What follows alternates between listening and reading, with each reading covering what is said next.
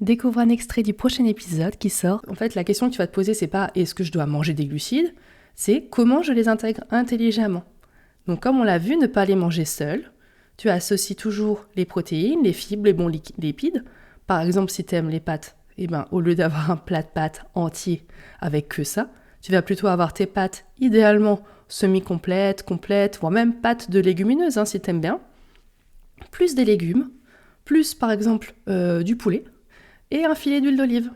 Et là, du coup, tu as le plaisir d'avoir des pâtes, mais tu as quand même des fibres avec les légumes, des protéines avec le poulet et des bons lipides avec l'huile d'olive. Et là, tu n'auras pas cet effet j'ai envie de faire une sieste après de manger, ni d'avoir un gros pic d'insuline qui va arriver juste après. C'est pas possible.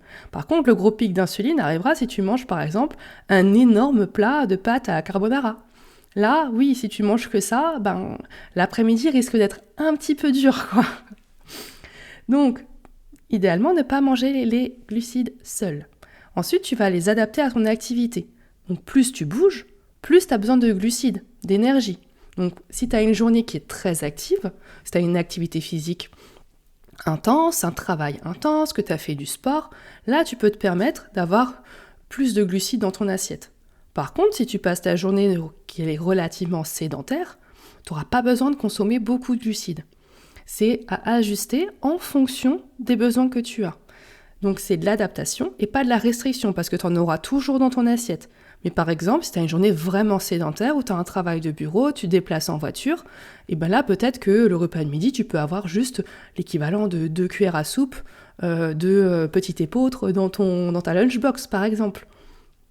Mais en revanche, si tu as une journée qui est plus active, avec un travail debout, et qu'en plus tu te déplaces à vélo, que tu as fait une séance de sport, peut-être que ces 2 cuillères à soupe peuvent se transformer en 6 cuillères à soupe.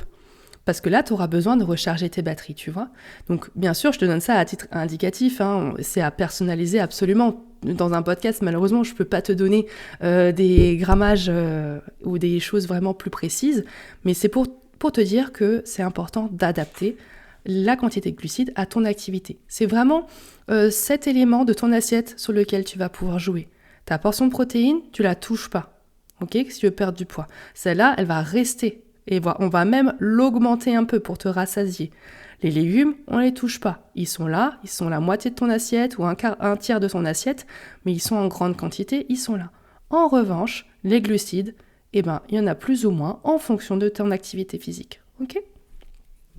Ensuite, n'oublie pas de choisir des glucides de qualité. Je t'invite à favoriser les céréales complètes, les légumineuses, les fruits entiers et de limiter les produits ultra transformés, les sucres rapides isolés, les collations par exemple à 4 heures où tu manges un petit paquet de biscuits industriels tout seul.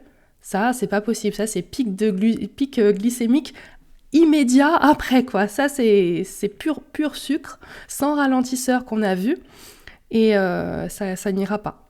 Mais si vraiment, une fois, t'as envie d'avoir tes petits gâteaux, déjà, je t'invite à les cuisiner maison, avec des recettes à IGBA, il y en a plein qui existent, avec de la farine complète, de la poudre d'amande, il y a beaucoup d'alternatives qui existent, et de consommer un fruit avec. Déjà, ce sera mieux. Déjà, tu auras des fibres en plus ou une poignée d'amandes avec pour avoir des bons lipides et des protéines, d'accord ? Mais pas tout seul.